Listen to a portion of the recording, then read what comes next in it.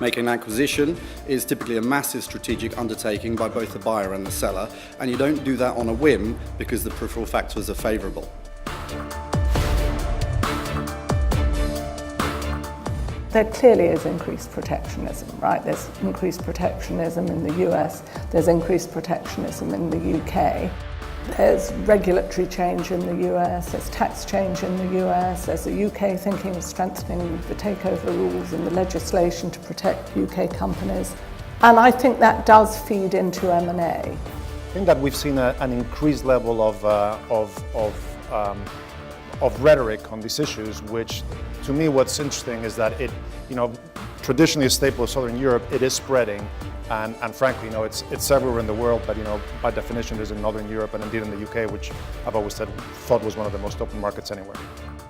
So I think the US companies are still very interested in Europe. I think vice versa, the European companies are still very interested in the US. I think the lessons from some of these deals that didn't happen, whether it's Unilever or PPG, is hostile deals are difficult. Cross-border hostile deals are particularly difficult. I think the UK has had a very open environment. And relative to most other places in the world, we still are relatively open. I think a lot of issues are untested. So although I think the mood compared to 12 months ago is certainly more protectionist than it was, and we're starting to see elements being adjusted around the code, I think many of these things have not really been tested yet.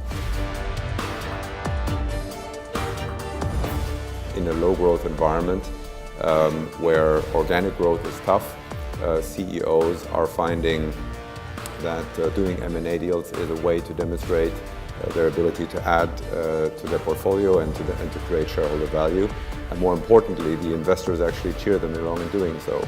I think the focus is on profitability and on fees rather less than on league tables, and that has been a key difference for me moving over. Chasing league tables without fees doesn't pay the bills at the end of the day, and it's a healthy development.